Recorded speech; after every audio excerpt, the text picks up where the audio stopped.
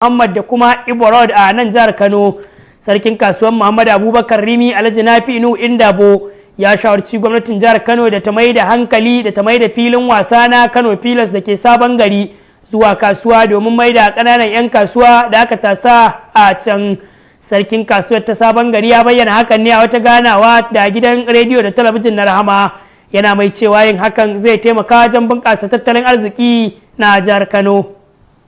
Kira ga muke shine wannan stadium ta Sabon Gari da yanzu ba wani amfani da ita, amma ana yi da amfanin ta kaɗan ne. Waɗannan mutane da aka tasa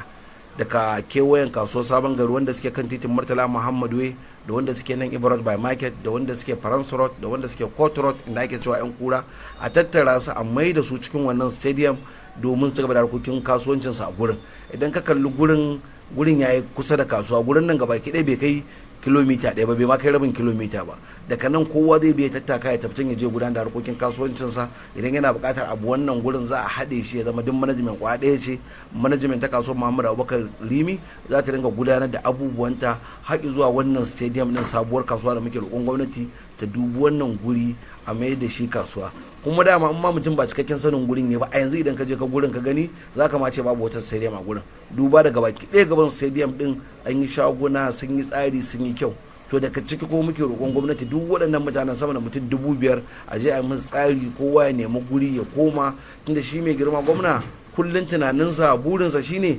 kasuwanci ya ci gaba a jihar Kano, ba kasuwanci ya samu kafar katako ba ya kare. Waɗannan mutane da suke gurin nan akwai wanda ya shekara 10, akwai mai 20, akwai mai shekara ma 30 a nan gurin a bakin waɗannan manyan tituna da suke wannan guri. Don haka mun san idan roƙon ya kai gaban gwamna, wannan stadium din za a tashe ta gabaki ɗaya, amma da ita kasuwa ta koma kasuwa ta zamani. Su ko masu amfani da wannan gurin ai ya shigo ma cikin gari wannan gurin, amma aka mai da sunan nan hanyar Bela din nan ko nan bayan Fani sau din nan hanyar Airport kilomita 3, 4, 5 daga wannan stadium din kaje waccan, kuma za a yi sabuwa ta zamani mai security. To daga kasashen ƙetare kuma hukumomi a Sudan ta Kudu sun ce akalla mutum 81 aka kashe yayin wani artabu da aka yi